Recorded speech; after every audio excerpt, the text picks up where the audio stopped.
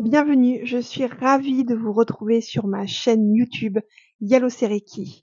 Aujourd'hui, on va parler d'un sujet qui concerne tout le monde, c'est le stress. Mais on va parler plus particulièrement du stress chronique. Le stress chronique, c'est ce stress qui s'accumule de jour en jour et qui nous crée un épuisement, une tension mentale et physique. Mais ne vous inquiétez pas, on va voir ensemble comment l'hypnose va nous aider à réduire ce stress chronique. Je vais vous expliquer comment ça fonctionne et comment l'hypnose va nous permettre de gérer tout ça. Avant de plonger dans l'hypnose, j'aimerais qu'on voit la définition du stress chronique. Contrairement au stress ponctuel qu'on peut ressentir après une échéance ou un événement particulier, le stress chronique s'installe avec le temps. C'est un état de tension permanent qui fatigue le corps et l'esprit. Et pire encore, il peut causer des problèmes de santé. En effet, les conséquences directes du stress chronique sont les insomnies et les problèmes liés à l'endormissement ou au sommeil, les douleurs musculaires et les troubles digestifs. Je vous rappelle en même temps que notre estomac est notre deuxième cerveau. Et donc, il y a une vraie relation entre le stress et les problèmes, les douleurs abdominales. Donc, le stress chronique se définit en fait comme une vraie prison mentale, mais qui a des répercussions sur notre corps. Pourquoi l'hypnose est-elle efficace contre ce stress? L'hypnose, elle intervient au niveau de l'inconscient. En fait, notre esprit va stocker des schémas de pensée, de comportement qui vont être des réponses automatisées. C'est ce à quoi sert l'inconscient.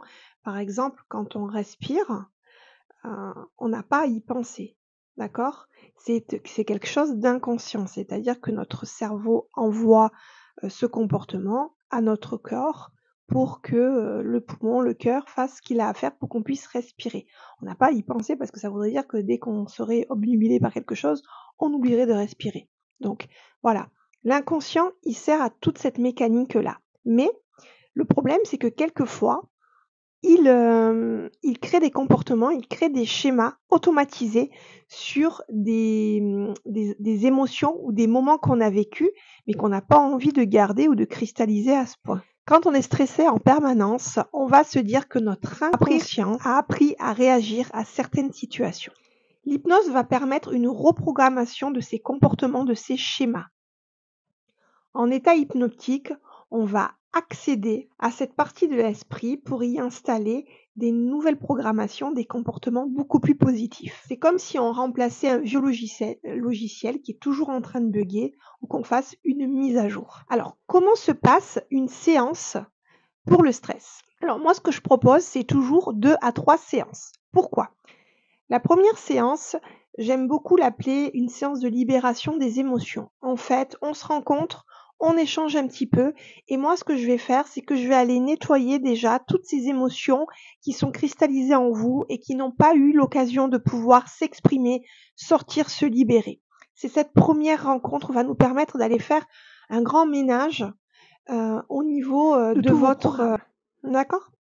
Ensuite, on va laisser cette première séance infuser et on infuse entre 3 semaines et 1 mois en hypnose. Ensuite, nous allons nous revoir une deuxième fois et là, nous allons aller travailler sur ce qui reste bloquant, sur ce qui reste coincé. D'accord?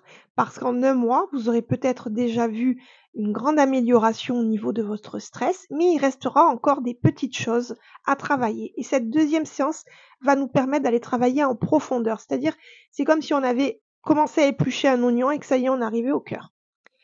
Ensuite, on va laisser infuser 3 semaines, 1 mois et il se peut qu'on ne se revoie plus pour ce sujet-là parce que votre stress s'est amélioré et que vous êtes à présent beaucoup plus détendu, calme et confiant.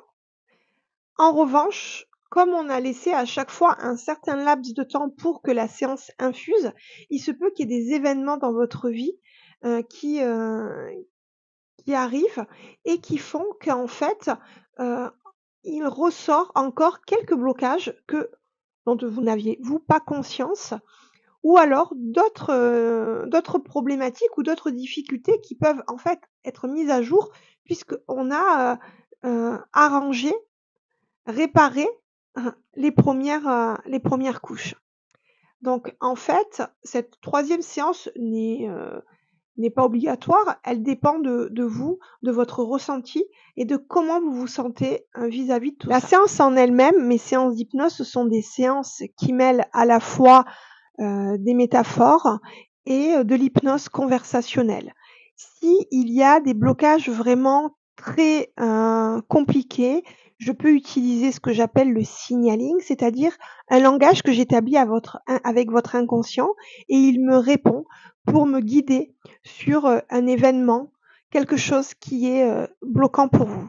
Alors, est-ce que l'hypnose suffit? L'hypnose, elle se suffit en elle-même, mais moi j'aime bien donner des conseils, des petits tips à tous, mes clients.